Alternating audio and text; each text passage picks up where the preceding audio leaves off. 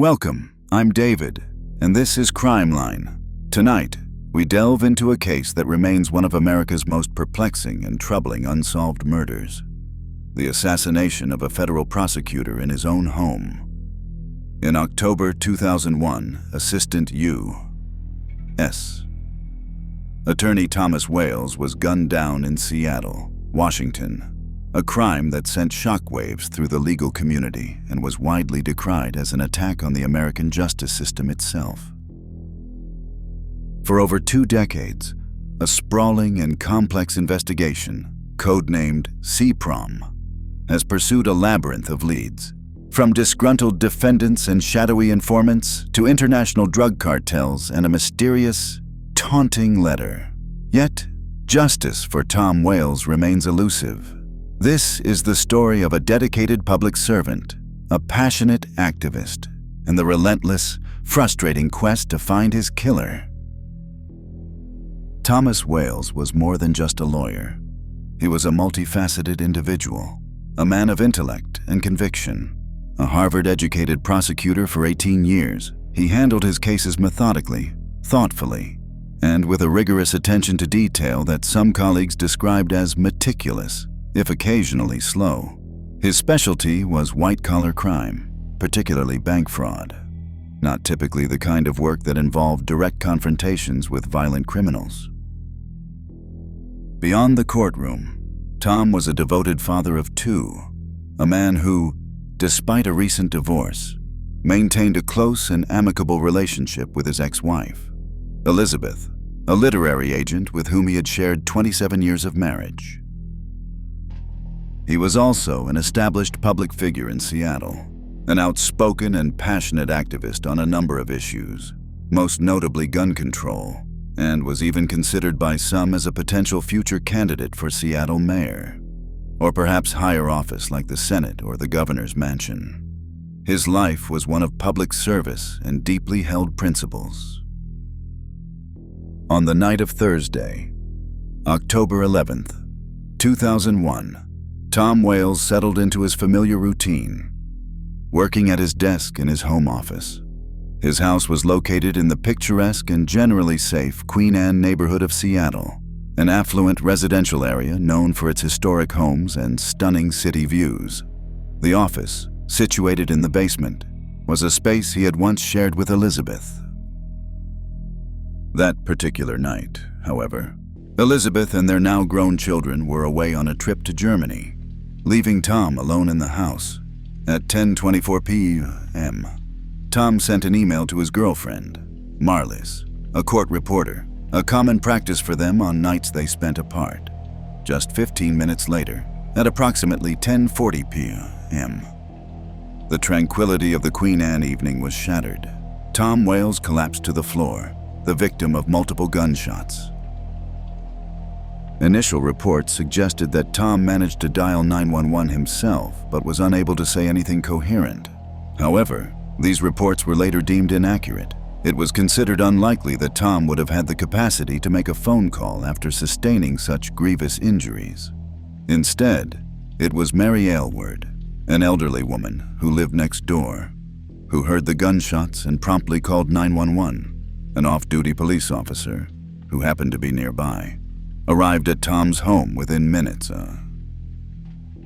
Tom appeared to be conscious but was unable to speak. Medics arrived swiftly and, after working for more than an hour to stabilize him at the scene, transported him to Harborview Medical Center in Seattle, the region's premier level 1 trauma center. Despite their efforts, doctors at Harborview pronounced Thomas Wales dead at 1:17 a.m. on October 12th. He was 49 years old. 49. Back at the Queen Anne house, Seattle Police Chief Gil Kurlikowski promptly and unequivocally declared Tom's death an assassination. The shots had been fired from the backyard, through a small picture window in the basement office, a window Tom and Elizabeth had installed during renovations years earlier. Law enforcement has never publicly stated the exact number of shots fired, though reports have ranged between 3 to 5. It is known that at least 2 of these bullets struck Tom. The precision of the attack was chilling. It was immediately assumed that the shooter must have possessed intimate knowledge of the scene, the layout of the property, and Tom's regular habits. The killer had managed to avoid multiple motion detectors in the backyard, which would have activated garden floodlights, suggesting a carefully planned approach. They also appeared familiar with Tom's routine of spending evenings working late at his desk, clearly visible from that basement window. The shooter had slipped through a dark and narrow cement walkway between the Wales house and the house next door, the only apparent way in and out of that part of the yard. One neighbor reported seeing a male figure exiting from the direction of the property and moving swiftly towards a car just after 10:40 p.m. when the shots were heard. However, this neighbor was unable to provide a useful description of either the individual or the vehicle. Investigators would reveal many years later that they came to believe the killer might have actually exited the scene on a bicycle, allowing for a quieter, less conspicuous escape. The formal investigation into the assassination of Assistant U. Attorney Thomas Wales got off to a very rocky and challenging start. Almost immediately, a jurisdictional dispute arose between the Seattle Police Department and the Federal Bureau of Investigation. The crux of the dispute centered around the primary motivation behind Tom's murder. The prevailing logic was that if Tom Wales was killed because of his official duties as a federal prosecutor, then the FBI, as the lead federal law enforcement agency, would naturally take charge of the case. However, if it seemed that his death was related to his personal life or other social considerations, such as his prominent political activism, then the investigation would more appropriately fall under the purview of the Seattle PD. The FBI eventually did take over the investigation, codenaming it SEPROM, short for Seattle Prosecutor Murder. However, the initial confusion and potential delays caused by this jurisdictional wrangling were not ideal for a case of such magnitude. There were additional, significant hurdles. The U. Attorney's Office for the Western District of Washington, where Tom had been an 8-year veteran and a close friend to most of his colleagues, understandably recused themselves from overseeing the prosecution of the case to avoid any appearance of conflict of interest.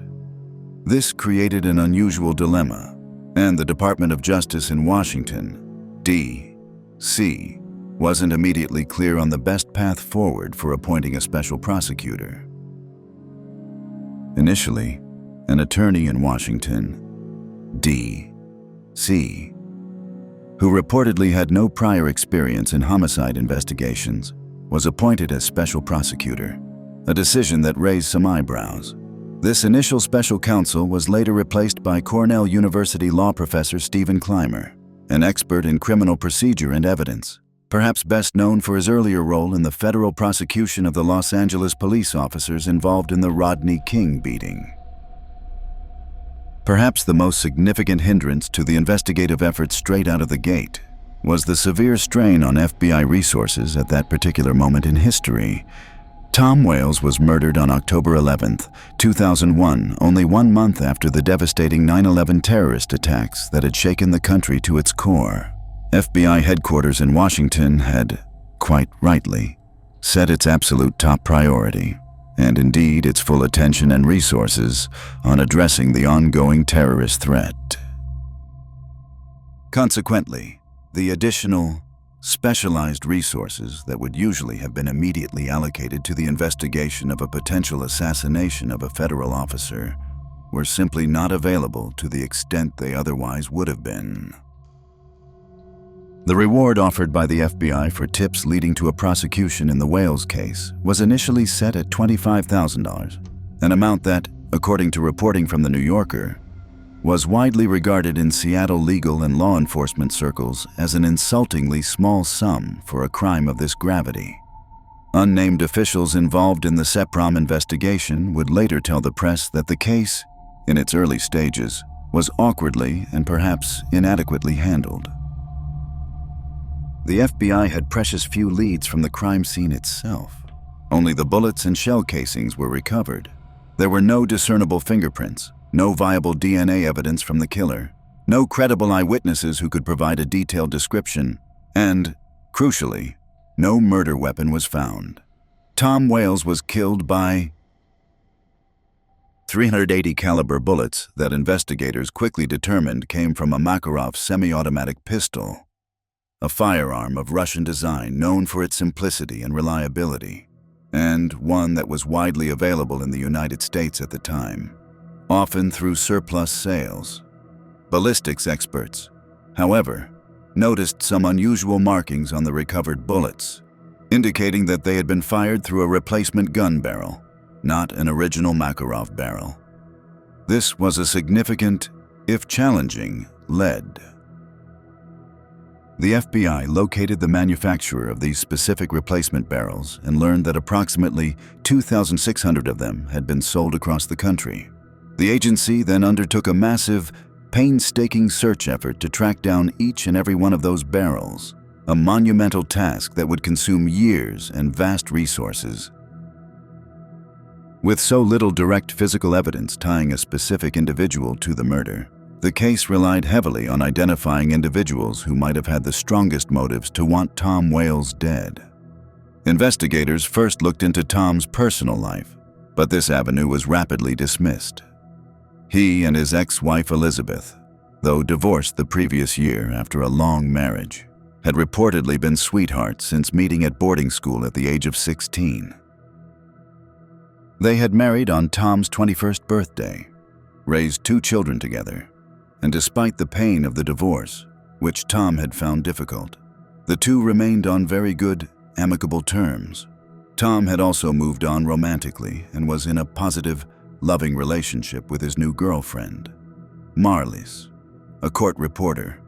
By all accounts, from friends and family, Tom's personal life was stable and content, offering no apparent motive for murder. His public life, however, was another story entirely. Tom Wales was an outspoken, passionate, and often unapologetic activist on a number of controversial issues. A few months before the gunman slipped into his backyard, Tom had been invited to give a commencement speech at a Seattle community college. His words that day were powerful and, for some, provocative. "Be engaged," he urged the graduates. "Be involved in what goes on around you. Be present in your own life. Find something you believe in passionately and get into it. Get outraged. Take a stand." He then proceeded to address a parade of controversial topics before a somewhat stunned and largely conservative audience. He denounced the death penalty. He called mandatory minimum sentencing guidelines foolish and expressed disgust at the disproportionate number of Black Americans incarcerated within the prison system.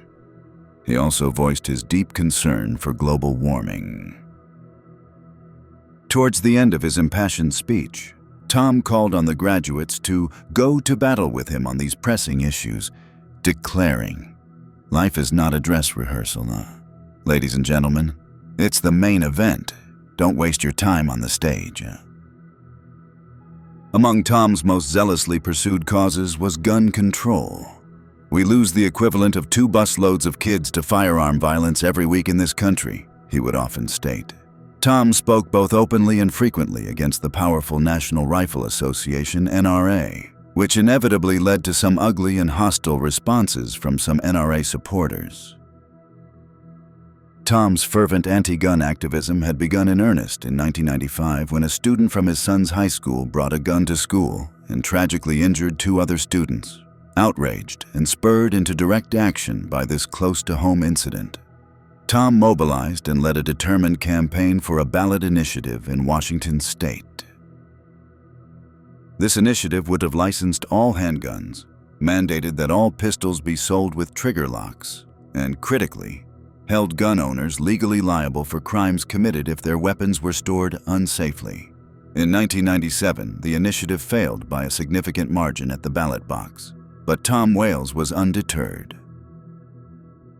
He became the president of Washington Ceasefire, a prominent gun control advocacy group in the state, and had firmly established himself as the most visible and articulate figure in the anti-gun movement in Washington. After years of such fervent and public campaigning, it was a cruel and bitter irony that Tom Wales himself was killed by gun violence. This, naturally, led to widespread speculation that he might have been targeted and killed by one of the many fervent gun fanatics or extremist groups that he had angered over the years with his outspoken views. The hostile phone and online messages received by Washington's ceasefire in the aftermath of Tom's death did nothing to dismiss this theory. In one written message, a sender gloated, "Another one bites the dust." Another simply read, "Good." Opposing organizations also waded into the fray. A businessman and leader in the Citizens Committee for the Right to Keep and Bear Arms, CCRKBA, a gun rights advocacy group, told the Seattle Weekly newspaper that he suspected Tom Wales might have been killed by one of his own. Perhaps, this man chillingly suggested, even voluntarily, in order to elevate Wales to martyr status for the gun control cause. In the climate of fear following Tom's murder, others within Washington's ceasefire went into a form of hiding, abandoning their office and working from home, genuinely fearing for their own safety while FBI agents began to investigate whether there was a direct connection between the group's activities and Tom's assassination. Despite these early challenges and the chilling atmosphere, the investigation, under the eventual leadership of Special Prosecutor Stephen Clymer, began to explore other avenues. Many of Tom's friends and neighbors were initially sure that a terrorist group must have committed the murder. Perhaps something related to Tom's work as a federal prosecutor. This seemed a logical, if terrifying, conclusion, especially since the U.S.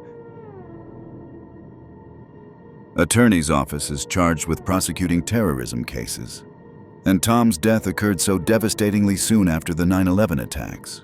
But Tom Wales didn't prosecute terrorists. As mentioned, his specialty was white-collar crime, particularly complex bank fraud cases, such as employees embezzling funds from customer accounts. He did not typically deal with violent criminals or organized crime figures in his day-to-day prosecutorial work. Charles Mandigo, a former FBI special agent who worked on the SEPROM case, stated that investigators left no stone unturned. They meticulously tracked down individuals connected to Tom's political controversies to rule out possibilities. They looked into ex-girlfriends and past relationships, and, critically, they examined every single case that Tom Wales had ever been involved in during his long career as a prosecutor. At the same time, they were pursuing what appeared to be a potentially very logical and promising suspect, a man Tom had prosecuted in a case that had concluded, albeit unsatisfactorily for the government, the year before his murder. The FBI stated years later that they had honed in on this particular suspect only 1 month after the assassination. This person of interest was a commercial airline pilot and an avid gun enthusiast. He was also a partner in a business that converted old military helicopters for civilian use. While his name has been reported by some news outlets, we will not use it here, as he has never been formally charged with Tom Wales's murder. He is apparently now a first-chair pilot for a major airline. The pilot's helicopter conversion business in 2001 was one of a number in the Seattle area, home to aviation giant Boeing and its many suppliers, that had launched such enterprises based on the surplus of military helicopters that had entered the second-hand market in the years following the Vietnam War.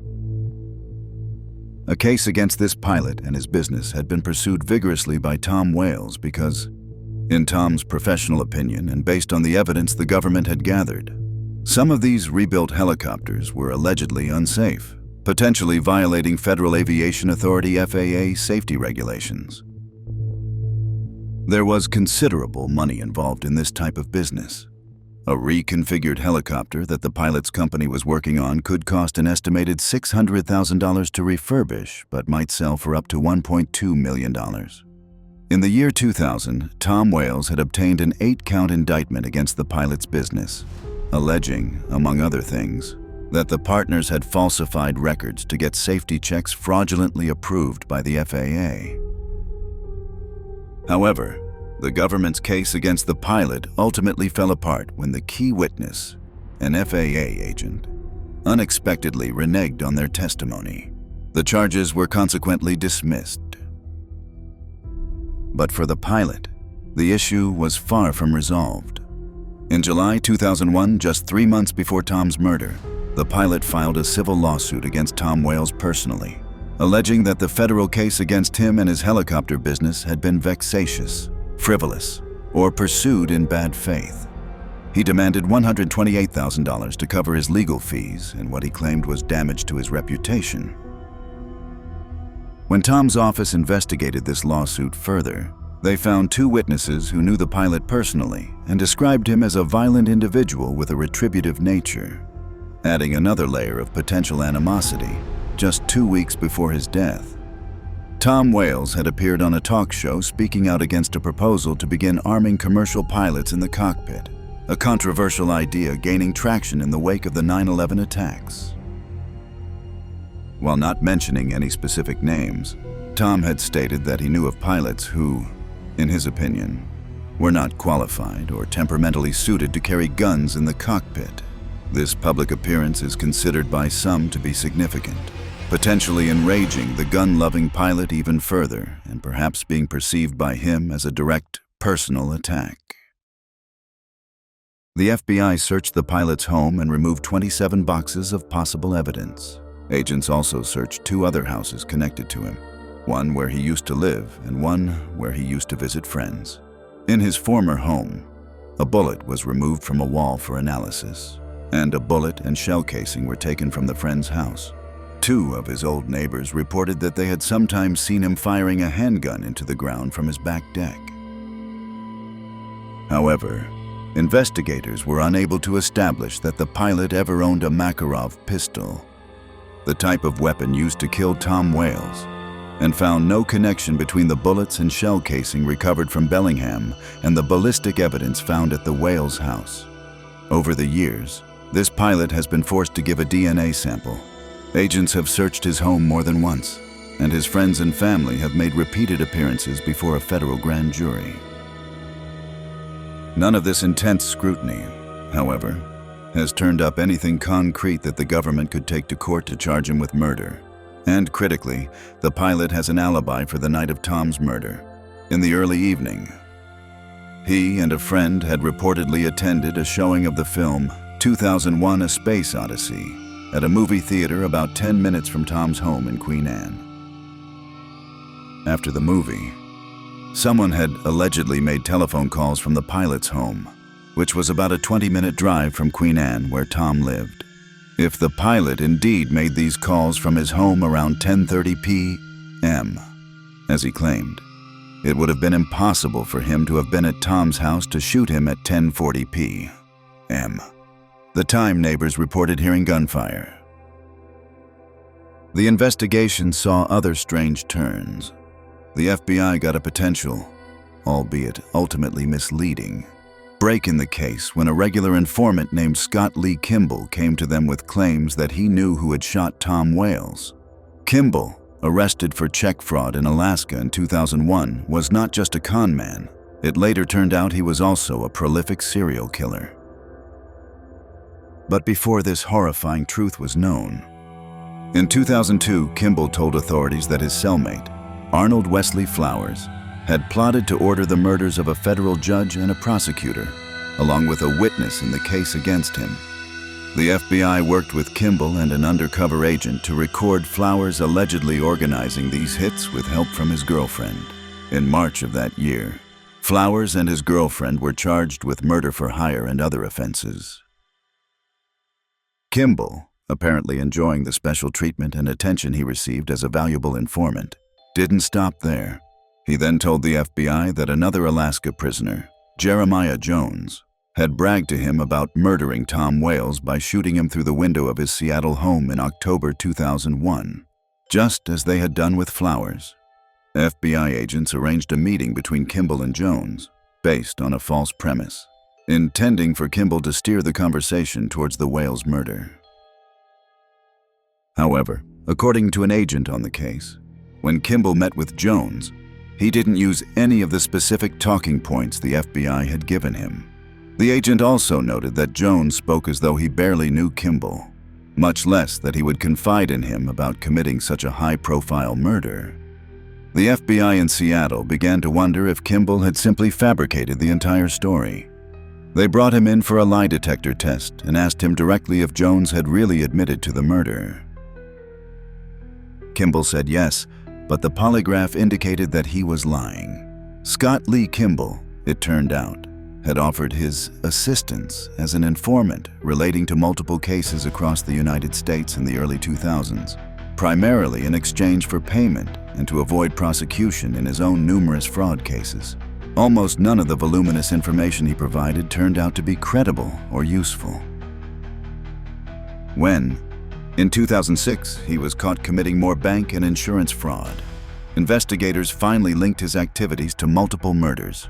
He was convicted of 4 counts of homicide in 2009 and has since been suspected in over 20 other murders, including, however briefly, the murder of Tom Wales.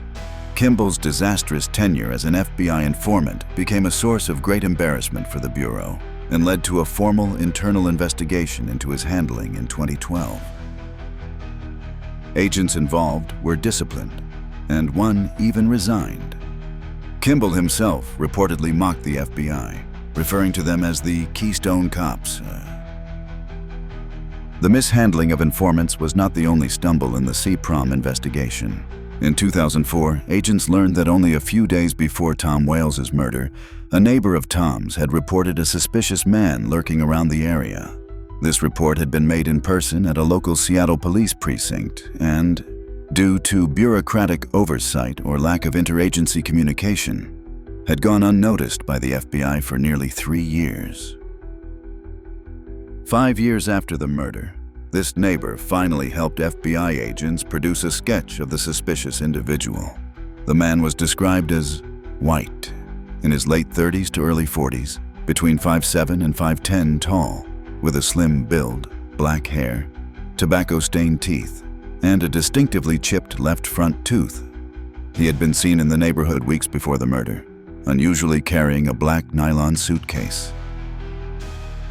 At the time the sketch was finally created and circulated, it was not considered a particularly significant lead by some in the investigation because the primary focus remained firmly on the pilot as their prime suspect, and the sketch did not physically resemble him.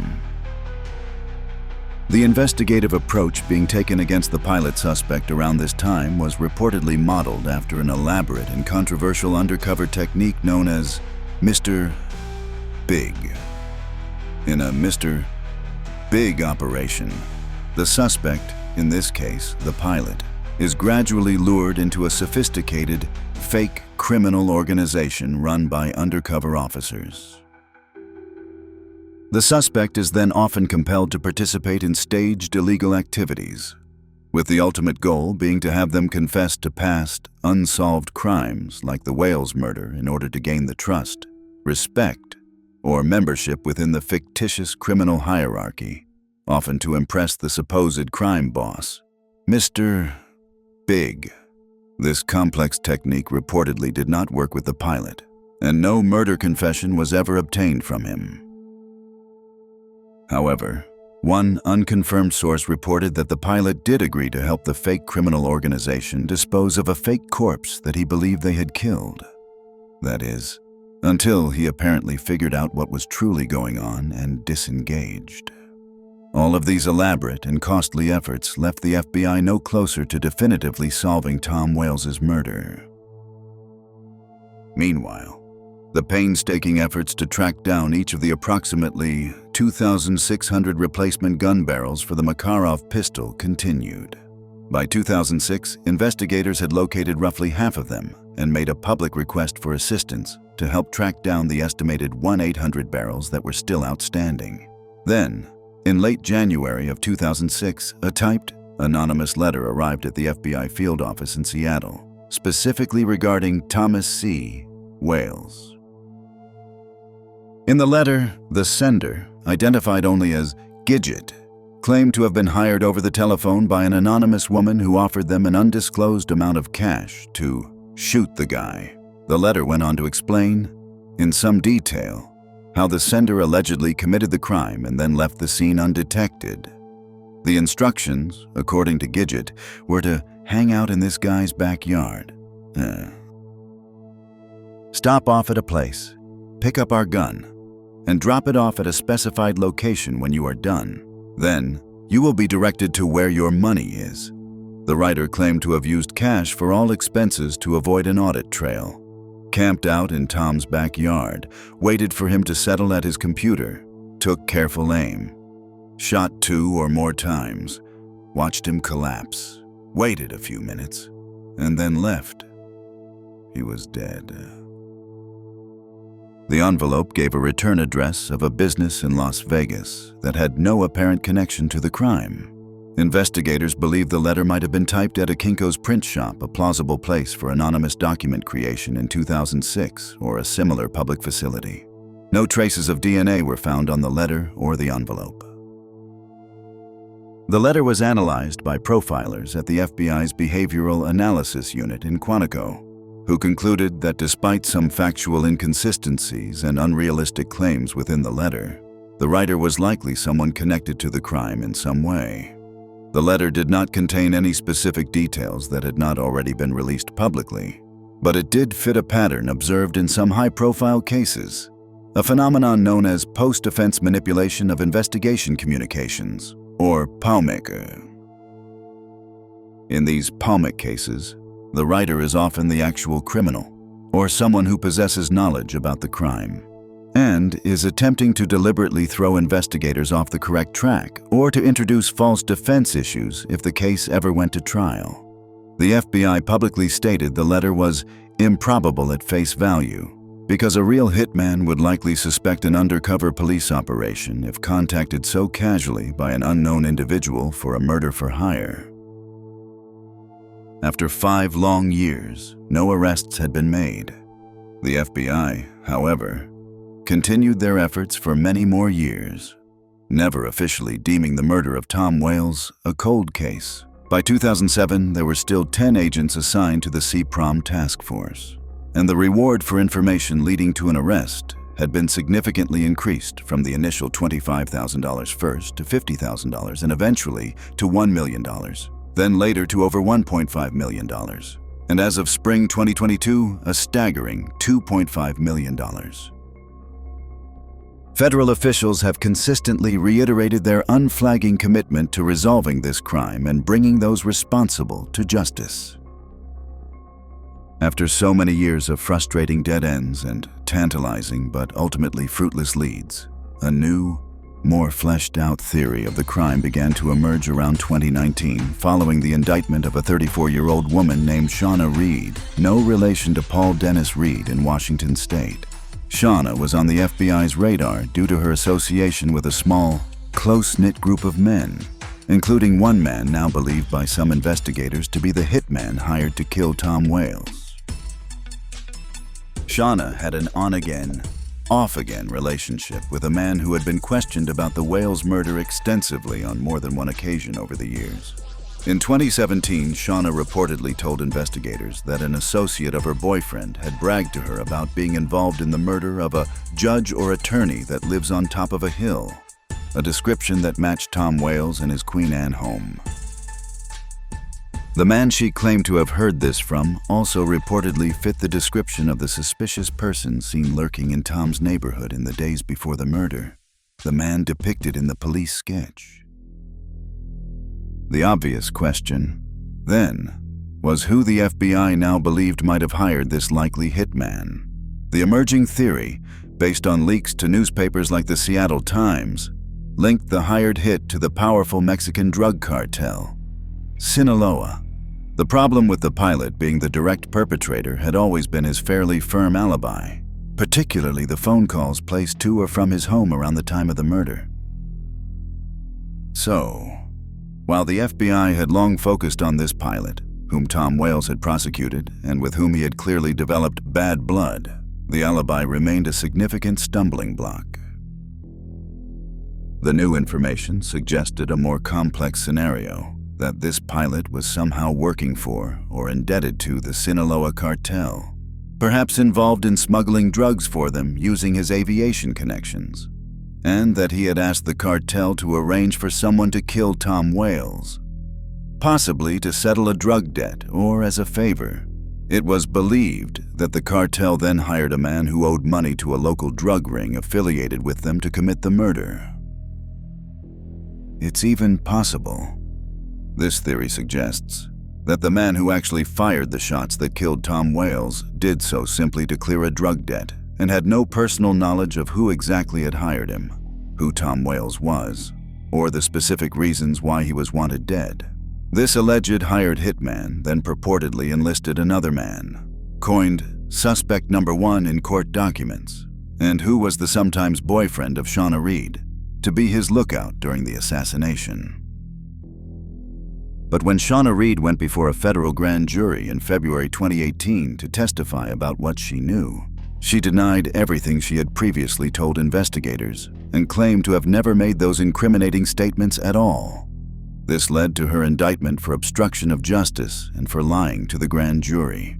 In 2021, nearly 20 years after Tom's murder, Shauna Reed accepted a plea deal and pled guilty to a misdemeanor obstruction charge. She was sentenced to time served, a total of 9 days she had spent in custody, and paid a mere $25 fine. This was the first and, to date, the only indictment directly linked to the Tom Wales case.